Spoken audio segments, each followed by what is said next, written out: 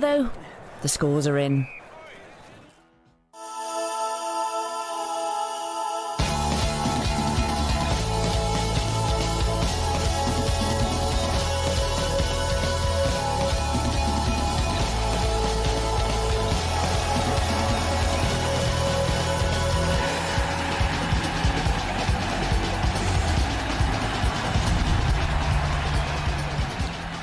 Afternoon, welcome to Final Score on another busy day in both England and Scotland. Appreciating the goals alongside me are Mark Bright and Garth Crooks, and appreciating the crunching tackles and the defending is Gary Pallister. There are an awful lot of stories developing in the Premier League this afternoon. We will start at Stamford Bridge. Roger Johnson is watching Chelsea-West Ham. It's Chelsea 2, West Ham 1. Didier Drogba has put Chelsea back in front here in a game they've dominated against a resolute and well-organised West Ham. Drogba ghosted in to meet a Florin Malouda cross with his head. The same player provided the assist for the opening goal. Alex meeting Malouda's delicious delivery on the quarter hour.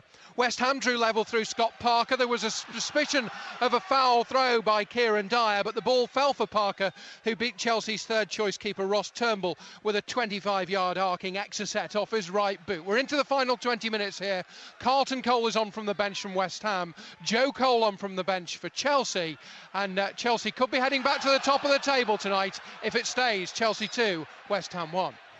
We have banned the phrase relegation six-pointer on Final Score this afternoon. Jackie Oatley is at Burnley against Wolves. Absolutely, that's not allowed. Burnley 0, Wolves 2, and the luck that Wolves felt they've been missing in recent times has been very much in their favour here in this match. They withstood some early pressure from Burnley, and then a mix-up in their defence between Mears and Jensen, the goalkeeper, allowed Matt Jarvis to nip in and score round the goalkeeper, put Wolves 1-0 in front. Dave Nugent hit the bar at the end of the first half, and then early in the second half, Adlen Guediora struck from distance. It looked to be going well wide of the post, but it clipped the heels of Clark Carlisle and went just inside Brian Jensen's right-hand post. Burnley 0, Wolves 2. The away side went 2 up at St Andrews as well this afternoon, but the home side have fought back, haven't they, Ivan Gaskell? Yes, indeed, 2 apiece. Everton 2 up and coasting midway through the first half, pegged back to 2-2 and reeling midway through the second. Anachabi and Yakubu had Birmingham's unbeaten home run of 11 games on the ropes. Jerome and Gardner's goals helped clear their heads. Now both sides are going for it. 17 to go, all square. Now, when Wigan lose in the Premier League, they really lose. They're at Bolton this afternoon. Harry Gratian. Yeah, also easy mark for Bolton. A gift of a first-half goal for Elmander. A clear-cut penalty at the start of the second half, converted by Davis. Add to those, Mwambu's gem on 54 and Matt Taylor's 70th minute goal within seconds of his appearance from the bench. Wigan, you know, not out of the relegation mire. And Burnley aren't out of it either at Turf Moor. Jackie Oatley. No, they pulled a goal back. It was Mears ball in from the right-hand side. Alexander with the ball goalwards, and it was scored by the substitute Stephen Thompson. Burnley always score at home this season. They've scored again, and we are in for an incredible 22 minutes or so. It's Burnley 1, Wolves 2. And those substitutions were booed by the Burnley fans when Brian Laws made them. Now, in the Championship, it was Middlesbrough 1, Newcastle 1. It isn't anymore. Steve Sutton.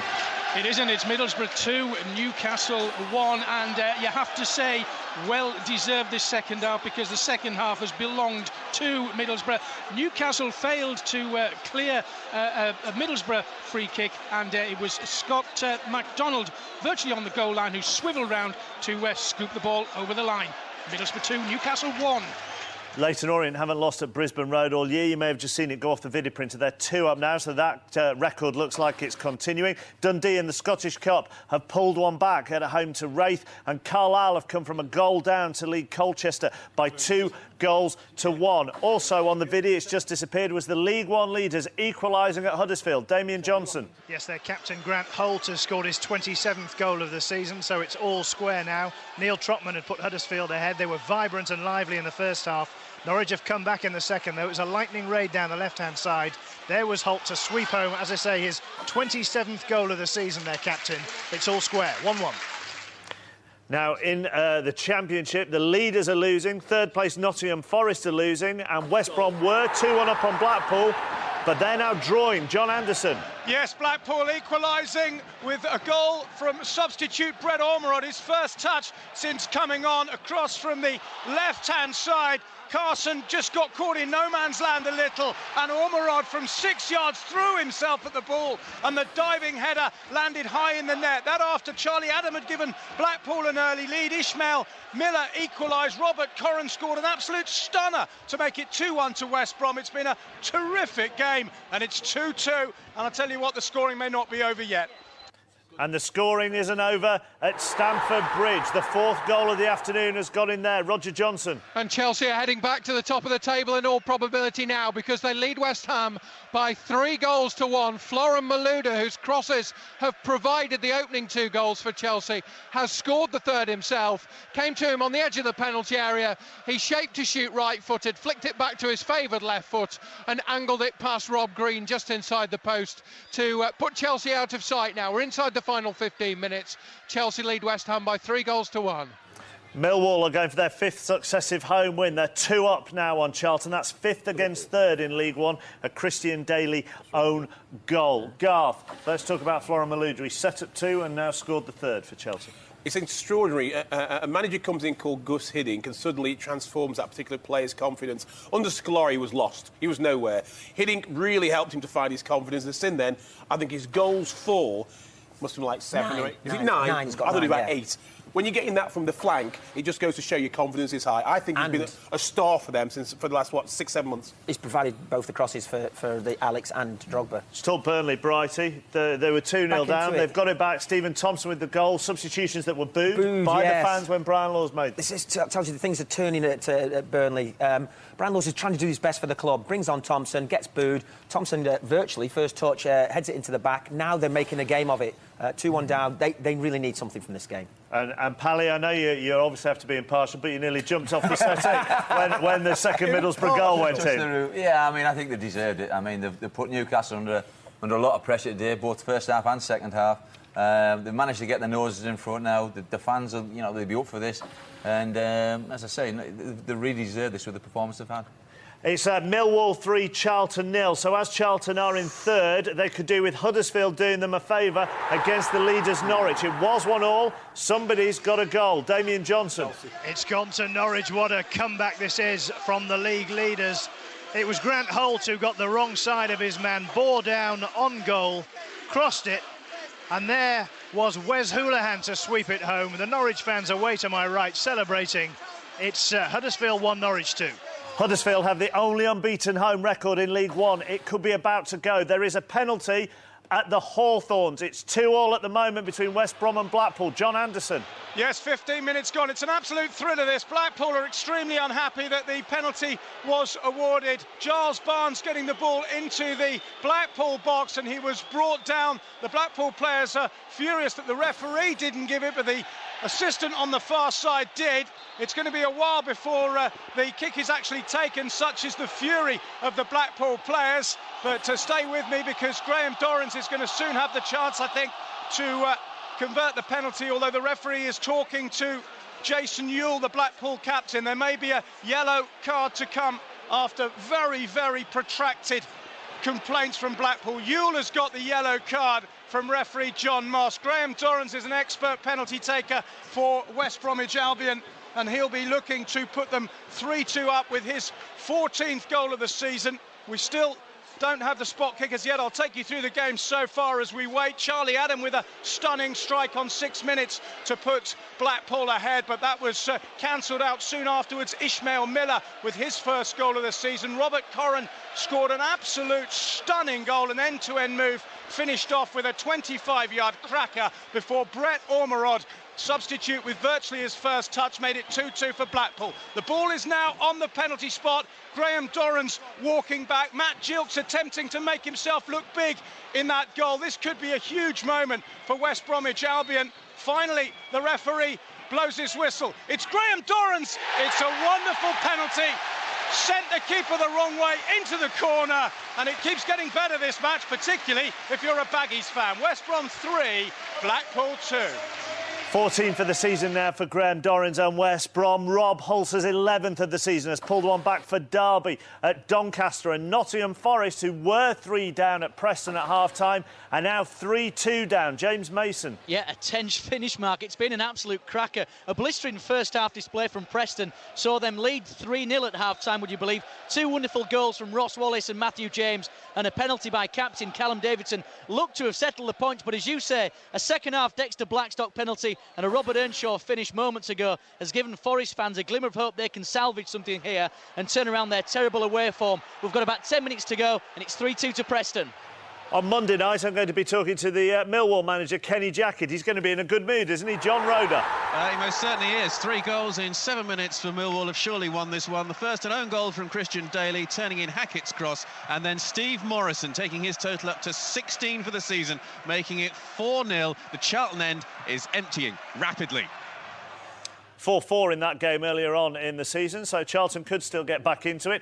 Back to the Premier League, the only goalless game. Stoke against Aston Villa. Andrew James. It's not been for the lack of trying, Mark. Stoke 0, Villa 0. Stoke looking far more accomplished up front since they sent on Fuller and Kitson for Sidibe and Tunkai, but they haven't been able to find a way through a very resolute Villa defence. Stoke 0, Villa 0. The early game in the Premier League was Spurs against Blackburn. Jonathan Pearce has the details on this one. Spurs march on.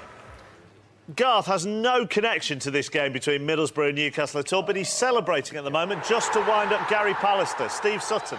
Yes, I don't think Pally's going to be a very happy man, is he? It's Newcastle 2 now, Middlesbrough 2, Newcastle 2, and the equaliser from Andy Carroll. The ball hoofed into the Middlesbrough box. Carroll, for once, was left alone by Wheater. Wheater's taken good charge of him all afternoon. For once, he got a sniff of goal, and he didn't disappoint the Newcastle fans. Middlesbrough 2, Newcastle 2. Garth, it was a decent touch from Andy Carroll. It was a fantastic touch from Andy Carroll. And under the situation, bit of pressure, the Newcastle players won't realise what's going on at West Brom and what's going on amongst Nottingham Forest and their opponents, but it's critical. They've got clear water between those two teams. They need to get something that is Newcastle from this game at Middlesbrough, and that finish, I think, was crucial. I think you might need to make friends with Pally, because he's got a face like thunder at the moment. He might deck you in a minute. Burnley are throwing everything at Wolves, aren't they, Jackie Oatley? Absolutely everything. I tell you what, this is a cracking match to watch. Wolves are just coming forwards now as Mancian lets fly. Oh, good save by Jensen, diving low to his right-hand side to tip the ball around the post for a corner. And it seems that Mick McCarthy's thinking the best form of defence is to attack at the moment. He's brought on Sylvan Ebanks-Blake and Andy Keogh. And since they've had the ball in the Burnley half, that's calmed things down for them a little bit. But just before that, Robbie Blake fired a shot in towards Marcus Hahnemann's near post, but straight out the keeper, and Graham Alexander with a fantastic effort. Well, he should have gone into the back of the net, but it went over the bar. Still 2-1 to Wolves. At the Liberty Stadium, it's Swansea against Sheffield Wednesday. Tony Colliver. Yeah, good chance there to Swansea. As you came to me, Swansea 0, Sheffield Wednesday 0. Swansea dominating the first half, both in terms of possession and chances. Been a bit more even steamers in this second half. Moment though, it's still Swansea 0, Sheffield Wednesday 0. Like Swansea, 2 of the sides in the playoffs are Leicester and Cardiff. They're meeting at the Walker Stadium. Steve Lee. It's still Leicester 1, Cardiff 0. Leicester leading from that goal from Martin Waghorn on the half hour, but really it's been a game that's failed to live up to its expectations. The second half has been fairly poor. A long-range effort from Gallagher for Leicester, and McCormack just fired over for Cardiff. It's 0-0. It's 1-0 rather, Leicester. something like that. 18 for the season for Mark Richards after that hat-trick. Port Vale lead Chesterfield 4-0 now, and Burton Albion Cheltenham 4-3. Michael Pook has brought Cheltenham back into that. 6 minutes to go in that game. Watford are having a dreadful run of it in the Championship, and they're having a dreadful day of it as well at home to Peterborough. Lindsay Hooper. They are, Mark. Good afternoon. Watford 0, Peterborough 1. Peterborough's goal has injected some life into Watford. The last 20 minutes they have been attacking on goal. If only they could have played like this from the start. But the moment it looks like they could be going away losing here. Just 2 points off relegation at the moment, and the Vicarage Road crowd, it's family day here, aren't all that enthralled by it. Liam Dickinson with a great lob for the goal. Scott Roach failing to clear the ball properly. So Watford 0, Peterborough 1. I'm fairly sure that Gateshead have lost that at Rushden and Diamonds. They're now 8-0 down. Back to the Championship. Coventry against Plymouth. Mark Bishop. Coventry City 1, Plymouth Argyle 1. Chris Coleman's rejuvenated side searching for their fourth successive league win for the first time in 8 years, Mark, but they've been frustrated by a resolute performance from Plymouth. McIndoe's effort cancelling out Plymouth's shock lead through a Carrie Anderson far post header. Stead and Morrison have missed chances. McIndoe inexplicably couldn't make contact from 3 yards out. It's heading to a 1-1 draw. St Johnstone haven't won away in the SPL in 2010. Kenny Dusha has put them 2-1 up at the bottom club. Falkirk is now 5-3 between Burton Albion and Cheltenham. Steve Cabot with that goal. But with 5 minutes to go, plenty more time for them to score as well. Birmingham against Everton, it's 2-2. Ivan Gascott, any sign of one of these sides getting a winner? Yeah, I think it could happen, but with 5 to go, perhaps it's increasingly unlikely. A couple of things to just point you in the right direction. The last time these two met, Everton were knocked out of the Cup by Birmingham, but perhaps tellingly, they're unbeaten in the last 7 in the Premier League, or Everton, against Birmingham, and at the moment that's the stat that may well prevail and move on to 8, because in the last 5 minutes it's become very tight. Both are going for it, and it's 3 subs to 2, by the way. Yakubu has gone off. Donovan, Rodwell and Gosling have come on for Everton. Larson, McFadden have come on for Birmingham, but it's made very little difference to the flow of the game. Phillips is lurking on the bench, though. Could he yet play a part? We'll see. 2-2. Said there was time for another goal, didn't I, in the Burton-Cheltenham game? It's now 5-4. Michael Pook with his second of the afternoon there. And Accrington Stanley, who put Barnet out of the FA Cup earlier on in the season, are now 2-1 up at Underhill. Billy Key, 6 minutes to go. Into League One, Leeds getting back into it at St Mary's. Andy Barwell. Not at the moment. Only over 30,000 at St Mary's for this League One clash this afternoon. Southampton ahead thanks to a first-half goal. Good play between Lambert and Punchin. They laid it on a play for Dan Harding, who made no mistake. Leeds have been more competitive in this second period, but no clear-cut chance. It's Southampton 1, Leeds 0. Into League Two, the leaders are at Shrewsbury, and they're ahead, aren't they, Mark Webber? They are. Rochdale are like a nightmare bride. They keep you waiting a long time before arriving at the event. Over an hour of play came and went before they eventually scored, after collectively chipping away more times in an exhibition at a Woodwork convention. Shrews compounded when Cansell Sheriff was sent off for pulling down Dagnall en route to goal. That was it, though. Shrewsbury 0, Rochdale 1. Equaliser for Crewe at Torquay. Clayton Donaldson with 5 minutes left at Plainmoor. In the Scottish Cup, the early game was between Kilmarnock and Celtic, and Roddy Forsyth can tell us about it. Rule 1 for non-Old Firm clubs: if you don't take your chances against the Glasgow pair, they will score. Rule 2, specifically for games against the Celtic side: if you don't take your chances against them, Robbie Keane will score. Kilmarnock had their opportunities. Both big ones fell to Alan Russell, the first ricocheting off the crossbar and the second slapping off the post. That set the stage for Keane, whose first was from a Route 1 clearance by Braffhead for the Irishman to take a touch and roll the ball around Bell. The second came from an awful blunder by Wright to let Samaras link with Fortuny and give Keane a tap-in. And the same combination allowed Keane to finish with a sweeping right foot drive for his hat-trick and put Celtic into the last 4. It's not turning into a good return to Stamford Bridge for Gianfranco Zola. There's been another goal. Roger Johnson. It's 4-1 inside the final minute now at Stamford Bridge. It's a second goal on the afternoon for Didier Drogba. 12 in 12 for him now in the Premier League. Frank Lampard's shot, goal-bound, saved by Robert Green. He couldn't hold it. Drogba, as Drogba does, following in, tapped it home. 4-1 to Chelsea. There has been another goal at the Gal Farm, and the only unbeaten home record in League One is about to go. Damien Johnson. Yes, Norwich will take all 3 points back to East Anglia. Second goal from Stephen Elliott has settled it here. It's what you call winning ugly, I suppose, because they've been second best largely all afternoon. It was another raid down the left-hand side. There was Elliott to sweep the ball home. Very good substitution from Paul Lambert, the Norwich City manager. It's Huddersfield 1, Norwich 3. It's their 4,000th game in league football. It's not a great way for Chesterfield to be celebrating it. They're now 5-0 down to Port Vale, and an important goal at the bottom of the SPL. Hamilton leads St Mirren by 1-0. Flavio Paxao right on 90 minutes there. Also in the Scottish Cup earlier today, it was Hibs against Ross County. Brian McLaughlin has these details for you. It finished Hibs 2, Ross County 2, and in their first ever quarter-final of the Scottish Cup, a replay was the least that Ross County deserved after a magnificent second-half performance. Twice coming from behind when Nish and Riordan had found the back of the net for Hibs. It was an Ian Murray own goal for County's first, and Michael Gardine's season, with just 11 minutes left on the clock, put County back on level terms for the second time in the afternoon.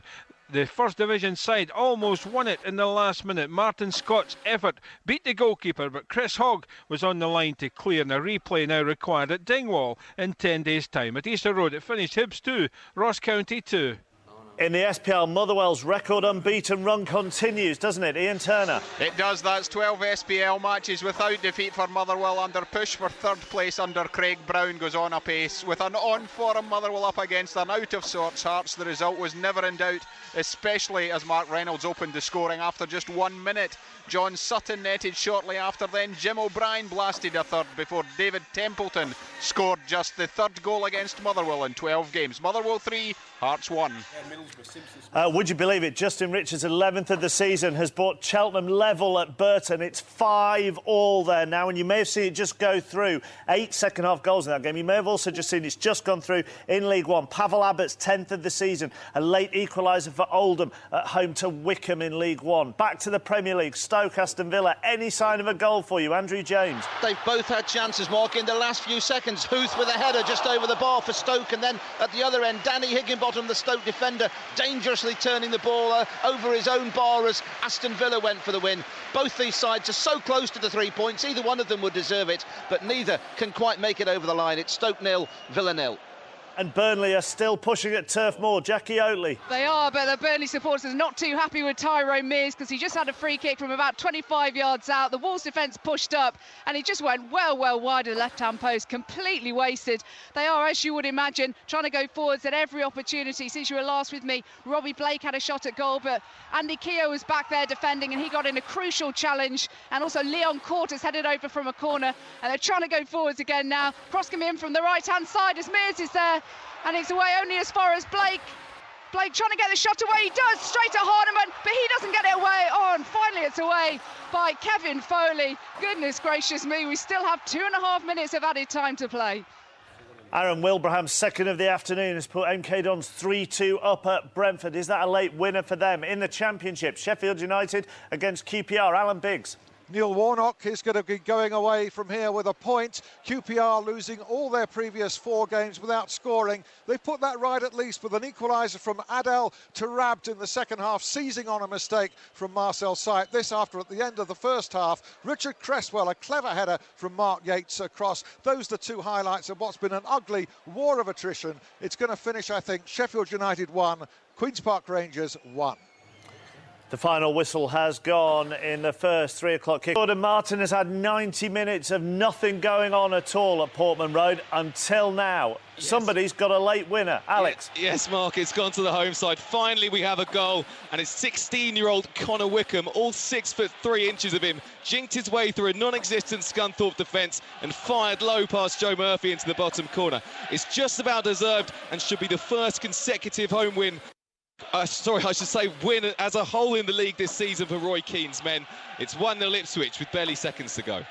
MK Dons' lead didn't last very long, did it? Carl Court, the former Wimbledon and Newcastle striker, has equalised for Brentford at Griffin Park. 3-3 there now. As it stands in the Championship, that defeat for Scunthorpe drops them into the relegation zone. David Garrido has been watching Reading against Bristol City at the Medeski. And it's finished Reading 2, Bristol City 0. A clinical double from Gylfi Sigurdsson to take his tally for the season to 12. His first a header from Joby McAnuff's cross, his second converting from the penalty spot. Several other chances falling to Jimmy Kebe, the excellent Brian Howard and Shane Long. City were schooled in this game. Their only meaningful effort on goal, a Jamal Campbell-Rice shot from distance tipped round the post. But for Reading, it's a 7th league win in 8. It's finished Reading 2, Bristol City 0. You are absolutely kidding me. Michael Pook, 90 minutes, a hat-trick. Cheltenham 6-5 up at Burton Albion. I'd watch the Football League show later on this evening after Match of the Day with Manish for all 11 goals from that game. The final whistle has gone at St Andrews. It finished 2-2 between Birmingham and Everton. Ivan Gaskell. A quick footnote before I even start. If you're in any doubt as to whether Landon Donovan was going to extend his loan to Everton, I think we've just had our answer. He disappeared into the Everton fans at the end and came back without his shirt on. I think he's going home, don't you? Back to the game. Although I've seen never seen a match of 3 halves at the risk of incurring the wrath of the cliche gods, this was definitely a match of 2 of them. Everton racing into a 2-0 lead, Anichebe's flyer, Yakubu's muscular header. Jerome's response helped Birmingham's cause, as did a much brighter showing after the break, capped by Gardner's goal. Penalty claims were waved away. Both keepers made excellent, crucial saves. Birmingham's unbeaten home run now at 12, and 2-2 was about right. It's a big, big, big defeat for Burnley and a big, big, big win for Wolves. Jackie Oatley. An absolutely huge win for Wolves. They've done it by 2-1. 2,300 Wolves supporters away to my right, acclaiming their heroes as they come off the pitch. And it's only their second win in 11 Premier League games, and it's thanks to a large slice of luck in either half. The first, Matt Jarvis with a goal when Tyrone Mears' header back to his own goalkeeper was intercepted by Jarvis. He rounded him and just tapped the ball into the back of the net. And then early in the second half, Matt Jarvis found Zubar, he found Guediora. His shot was going wide until Clark Carlisle's heel managed to nudge the ball just inside the far post. Thompson brought a goal back for Burnley on 73 minutes with a header after Alexander's shot was scuffed into his path. But Burnley couldn't find the equaliser. Blake hit the post, and it means that Wolves now go 3 points clear of Burnley in the relegation zone with a game in hand. Burnley 1, Wolves 2. And Gary, you can see what that means to the Wolves players and the Wolves fans. Yeah, I mean, a huge result. I mean, I'm sure Brian Law's on his side. We're looking at this game today. They're playing against one of the teams near them at the bottom. They're on their home patch. They've had a decent form there. Look, maybe deserted them a little bit today, but massive win for Mick McCarthy and his boys, and it might just give them a little bit of lift to maybe help them believe that they can escape the drop zone. Shirts going into the crowd. Go on, Bright, very quickly. Just that Wolves will go in having on the back of this win and find out that West Ham have lost, and they're level on points with West Ham now, so they're clawing other teams back into it. At the Reebok, it was Bolton against Wigan, and it was comfortable for the home side. Harry Gratian. Yes, Mark, a very impressive second-half performance by Bolton, leading 1-0 after Elmander's first-half goal. Davies a penalty, Mwamba a superb 18-yard shot and a bit of skill, and Matt Taylor's goal made it 4-0. Wigan, very pretty in approach in the first half especially, hopeless up front when it really matters, and it has to be said, not much better at the back. It could have been a lot worse. Wigan far from safe now. In the Championship, it was a Tees-Tyne derby at the Riverside for Steve Sutton to enjoy. Yes, it was. It's ended Middlesbrough 2, Newcastle 2. Middlesbrough will be the most disappointed, Newcastle the most relieved. The Borough dominated large parts of this match, particularly the second half. Peter Lovenkrands gave Newcastle the lead just after the quarter hour, but a great strike from Barry Robson pulled Middlesbrough level before half-time. Then in the second half, all Middlesbrough. No surprise when Scott MacDonald hooked the ball across the line, but then a smash-and-grab goal from Andy Carroll towards the end. That's how it's finished. Middlesbrough 2, Newcastle 2. So the leaders only draw, and West Brom take advantage. John Anderson. This was a thrilling game. West Bromwich Albion 3, Blackpool 2, settled 12 minutes from time by a coolly converted penalty by Graham Dorrans after Giles Barnes had been fouled in the box. It was entertainment from the start. Blackpool ahead after only 6 minutes. Charlie Adam with a stunning low shot. Lead was wiped out soon after that, though. Ishmael Miller with his first goal of the season for 1-1 at half-time. Early in the second half, the best of the lot. A wonderful end-to-end move by the Baggies, finished off with Robert Corrins' 25-yard thunderbolt. Brett Ormerod on as a sub made it 2-2 with a diving header for Blackpool, but then the late drama. Doran's cool spot kick. West Brom have claimed a 6th successive home league win, and they've cut the lead on Newcastle. West Brom 3, Blackpool 2. It's now 5 away defeats on the trot for Nottingham Forest. They just left themselves too much to do at Deepdale. James Mason. They did, but it was a cracking game, Mark. Preston 3, Forest 2. 3 first-half goals looked to have settled the points for an excellent Preston side, but a stirring second-half performance from high-flying Forest nearly turned the game on its head. Wallace, James and Davidson all scored for Preston, but in the second half, Dexter Blackstock scored from the spot, and substitute Robert Earnshaw coolly fired in the second to set up a superb grandstand finish. But as you say again, Forest's bad form away from home continues. Preston 3, Forest 2. Let's go into League One, where the leaders have ended Huddersfield's unbeaten home record. Damien Johnson. They've won 3-1. I think it's what you call winning ugly. Norwich second best for long periods, but still take all 3 points thanks to 2 goals from substitute Stephen Elliott. Huddersfield were vibrant from the off and led through Neil Trotman's first-half header. Might have had more. Grant Holtz scored his 27th of the season to bring the scores level before Elliott struck with a brace off the bench. It was tough on Huddersfield, who'll rue early missed chances. Norwich, though, surely are heading back to the Championship. Thank you. Now, the build-up to all the big games starts here on Final Score from 2:30 every Saturday afternoon. All you have to do is press that red button and then you get every goal as they go in. It's time now for the classified football results with Tim Gudgin.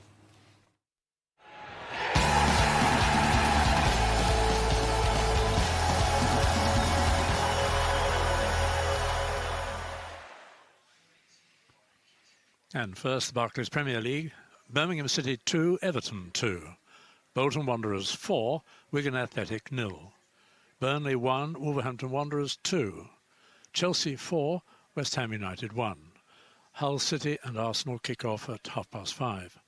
Stoke City 0, Aston Villa 0. Tottenham Hotspur 3, Blackburn Rovers 1. In the Coca-Cola Championship, Barnsley 0, Crystal Palace 0. Coventry City 1, Plymouth Argyle 1. Doncaster Rovers 2, Derby County 1. Ipswich Town 1, Scunthorpe United 0. Leicester City 1, Cardiff City 0. Middlesbrough 2, Newcastle United 2. Preston North End 3, Nottingham Forest 2. Reading 2, Bristol City 0. Sheffield United 1, Queen's Park Rangers 1. Swansea City 0, Sheffield Wednesday 0. Watford 0, Peterborough United 1. West Bromwich Albion 3, Blackpool 2. Coca-Cola League 1, Brentford 3, Milton Keynes Dons 3. Brighton Hove Albion 0, Swindon Town 1. Bristol Rovers 0, Tranmere Rovers 0. Carlisle United 2, Colchester United 1. Huddersfield Town 1, Norwich City 3. Leyton Orient 2, Walsall 0. Millwall 4, Charlton Athletic 0. Oldham Athletic 2, Wycombe Wanderers 2. Southampton 1, Leeds United 0. Southend United 0, Exeter City 0. Stockport County 0, Gillingham 0. And Yeovil Town 4, Hartlepool United 0.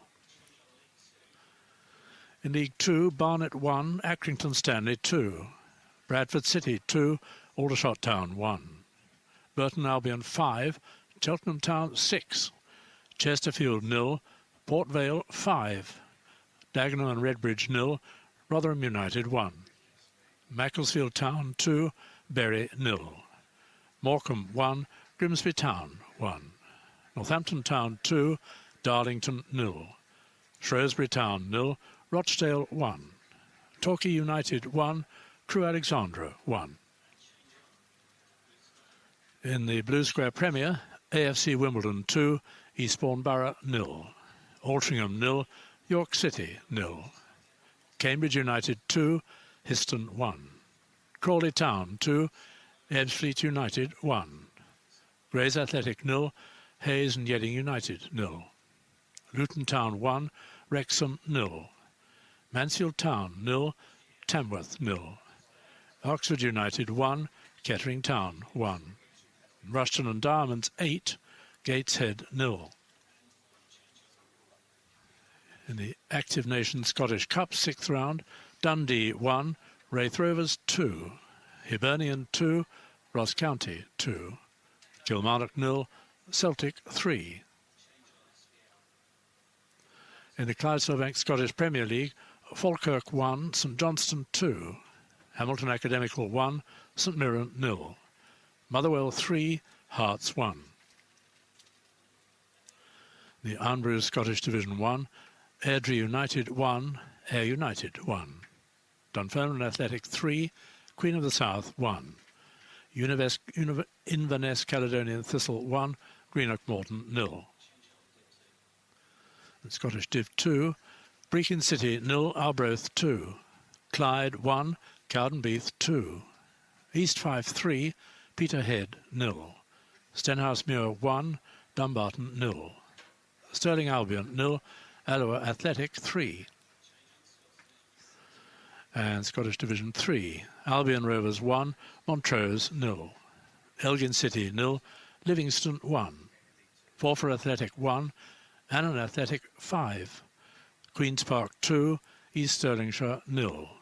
Stranraer 3, Berwick Rangers 1.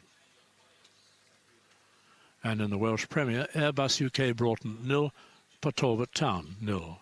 Casus 0, Llanelli 2. Gap Connors Quay 0, Carmarthen Town 0. Neath 0, the New Saints 1. And Rhyl 6, Elements Cefn Druids 0. And in the Carling Premiership, Ballymena United 0, Portadown 1. Crusaders 4, Newry City 1. Glenhaven 1, Dungannon Swifts 3. And Institute 2, Lisbon Distillery 3. So Chelsea are back on top of the Premier League this evening after beating West Ham. Manchester United play Fulham tomorrow, while Arsenal meet Hull. That game kicks off in around 25 minutes' time.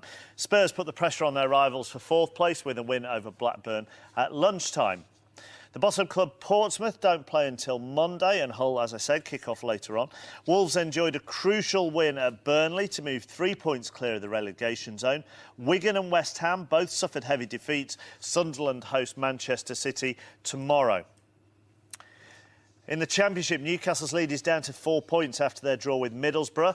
West Brom came from a goal down to beat Blackpool 3-2, but Forest were beaten at Preston, their 5th successive away defeat. Leicester strengthened their grip on a playoff spot with victory against Cardiff. Peterborough kept their slim survival hopes alive with victory at Watford. That's their first away win of the season. Plymouth drew at Coventry, while Sheffield Wednesday picked up a more than useful point at Swansea. Palace also drew, while Ipswich got a late winner against Scunthorpe. Norwich staged a comeback to beat Huddersfield and moved 7 points clear at the top of League One after Leeds and Charlton both lost. The Addicts were thrashed by Millwall, who move above Colchester, who lost at Carlisle. Swindon occupy the final playoff spot and are now 5 points clear of 7th-placed Huddersfield. No change at all to the order of the bottom 4. They all drew. Stockport stay 6 points adrift of Wickham, who were pegged back by a late Oldham equaliser from the penalty spot.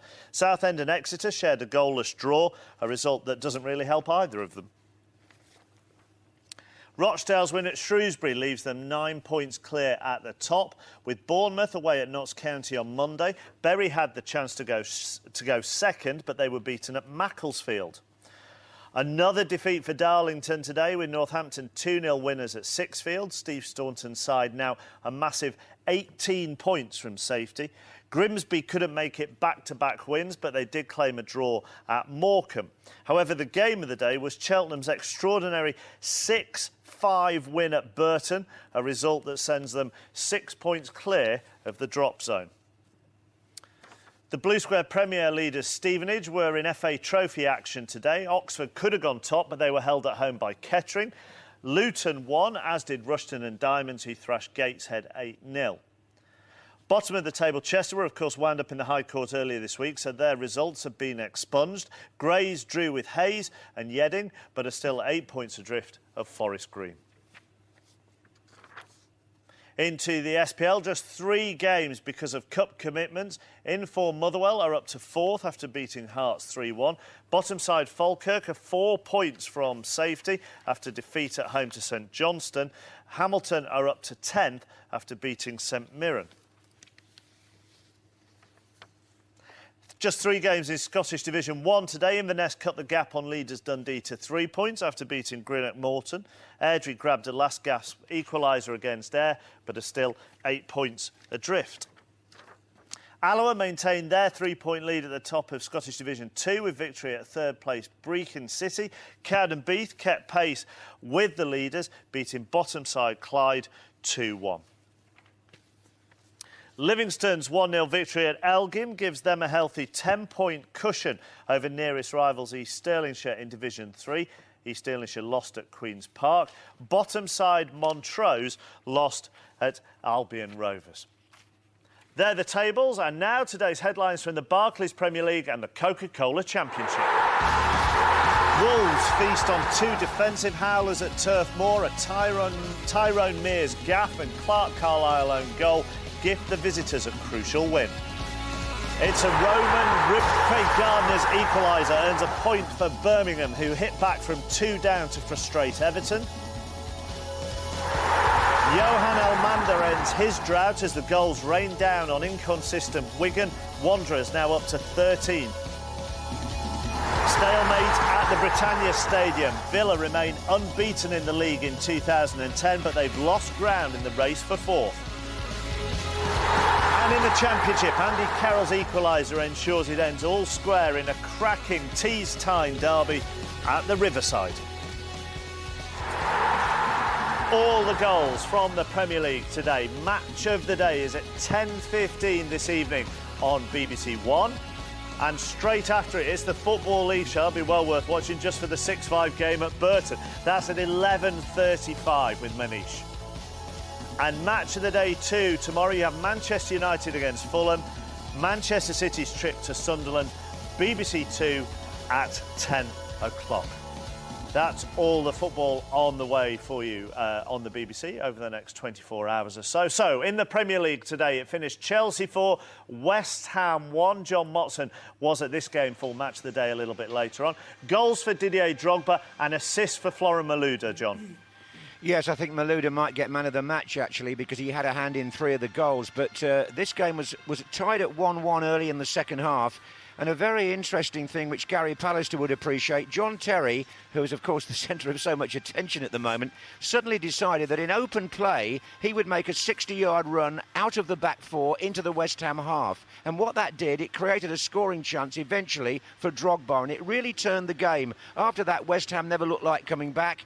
It was a good workout for Chelsea, quite apart from taking them back to the top mark. It prepares them for Tuesday night's match against Inter Milan and Jose Mourinho. Well, with Tuesday's match in mind then, Motti, how did Ross Turnbull look in the Chelsea goal this afternoon? Did OK. Didn't have a lot to do. No chance with the Scott Parker shot, which made it 1-1. That was a belter. And other than that, he looked confident. His handling was clean. He made a decent save by the near post towards the end. You couldn't have asked him to do any more, actually. And because of these injuries to Cech and Hilario, it really does look as though he's going to have to play on Tuesday. It's an astonishing title race, isn't it, Motti? Every single day, not far off, it swings from one team to another at the moment. Well, it does, and of course it will swing again in the next 24 hours, won't it? Arsenal playing at Hull as we speak, or very shortly. Manchester United at home to Fulham tomorrow. It may well be that Chelsea are no longer top by this time tomorrow afternoon. But having said that, it is captivating for those of us that follow it match by match. I don't think the defeat here, by the way, has done West Ham as much damage as it might have done, because of obviously with Burnley losing at home and Wigan taking a battering. But certainly there was plenty of interest here today at both ends of the table, and I think, to be fair to West Ham, they've still got enough quality with the important home games remaining to stay in the Premier League.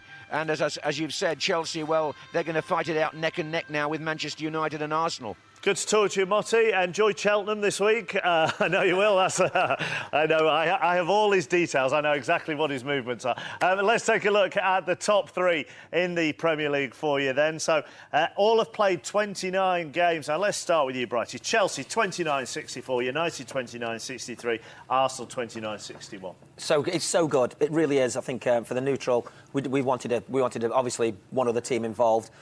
I picked Chelsea at the start of the season, Chappers, purely and simply because I thought they had the best squad. They still had virtually 2 players for every position. They've had some horrendous injuries like everybody else. And they've continued, as Garth mentioned earlier, Gus Hiddink. He's sort of got them back on track. And you have to say that they've now continued that run, and it's a fight to the end. Pally, I think I know where your money might be, given your allegiances. Yeah, no, I think if United can keep Ferdinand and Vidic fit, give them that solidity at the back, I would edge towards Manchester United. They're coming into that period of the season where they do tend to get stronger. Obviously, you've got the Wayne Rooney factor in there as well. I think he's just absolutely outstanding at the moment, and so hard to mark. But Arsenal are the ones that the pressure's off Arsenal. They've got on paper an easier run than the rest of the United and Chelsea. So let's just watch out for them sneaking up. Is there an easier run at this stage? Well, no, it's going to be. But I'm saying on paper. Okay. You know what I mean? On paper, we look at the fixtures they've got coming up, and you say yes, they don't have to play any of the big 4 or the so-called big 4. I think they've still got to play Tottenham away. But on paper, yeah, they've got the easier running. And Man City. Yeah. Let's move to the bottom of the table. As it stands this evening, Bolton in 13th place after their 4-0 win over Wigan this afternoon. And Owen Coyle has been talking to Steve Bauer. Owen, how pleasing was the all-round performance and the result today? Yeah, well, I mean, there's no doubt when you win and with something to spare in terms of the scoreline, it's always nice. But I mean, there's no getting away from it. It's still a very hard-fought game. I mean, Wigan are a very good side with some tremendous players, and I felt we had to be focused and concentrated for the duration of the match, and we were. Scored some terrific goals, and I think we were certainly worthy of the 3 points today. Wigan may feel that the turning point was a penalty that they didn't get at 0-0. What was your view of that? Well, I know there was a collision. I can't say whether it was a penalty or not. I mean, we're a wee bit away from it. What I would say is, I mean, I think I certainly know that feeling because I've been on the wrong side of some horrendous decisions, shall we say, in the course of the season. But it happens, and you have to move on. And goals do change games. But I think whether it was or wasn't, anybody analyses that game knows that Bolton Wanderers were the better side today, no doubt about it. You've had victories by a goal. What will it do, though, to win a game emphatically 4-0 like that? Well, it will certainly save me a few extra grey hairs, that's for sure. I mean, while there's only a goal in it, then you're always anxious. You want to get over the line, as they say. But when we scored the second and the third, and there was a real confidence about it, a real zest. I mean, we did have other opportunities in the game. And so I think there was a lot to be pleased about today. And that augurs well. I mean, we've been in such a difficult run of games. I mean, prior to today, our last 6 games, 5 had been away from home.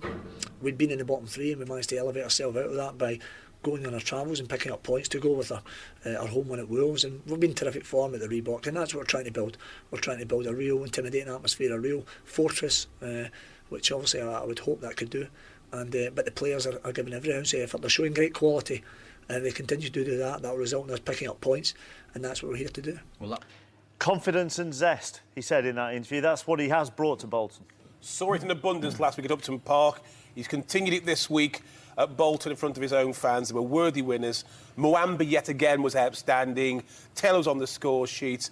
They're buzzing. They're buzzing at the Reebok. And they're not in the bottom 7. We can take a look at the bottom 7 now. As I said, they're in 13th.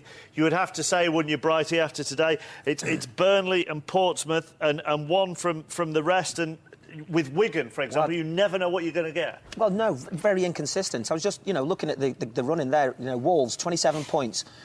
Portsmouth, Fulham, Stoke next. I think they need 3 wins and 2 draws. There's 9 games left for them to save themselves. West Ham I would worry about because West Ham really struggling. No wins away from home.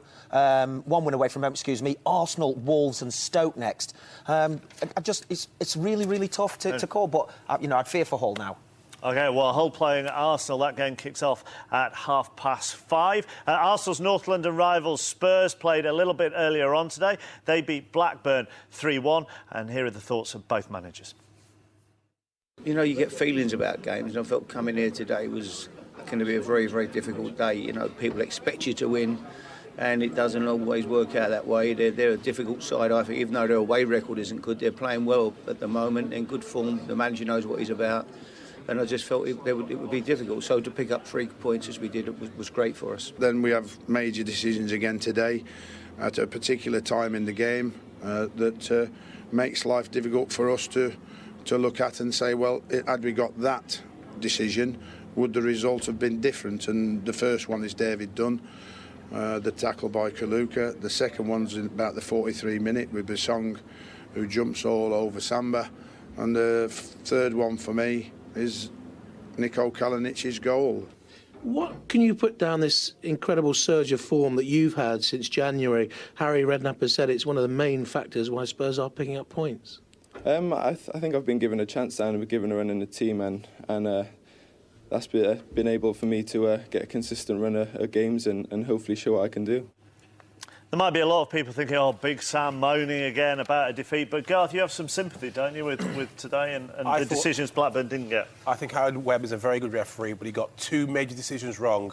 Both teams had very good calls for a penalty, but I think Sam Allardyce is right.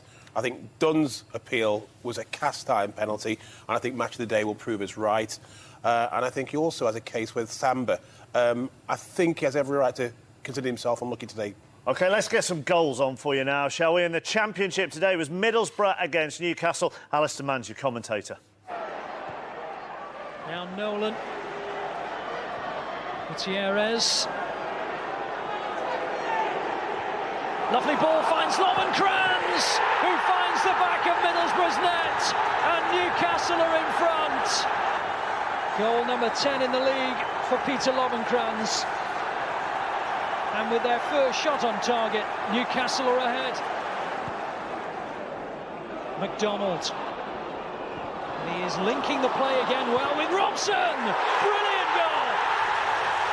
Superb football from Middlesbrough. And the derby is level again. Look at McDonald involved once, twice, 3 times. And then Robson with a really sweet finish. And that's... Robson delivers and Wheater on the far. And McDonald! 2-1! And McDonald's first goal for Middlesbrough could be a winner in the Tyne-Tees derby.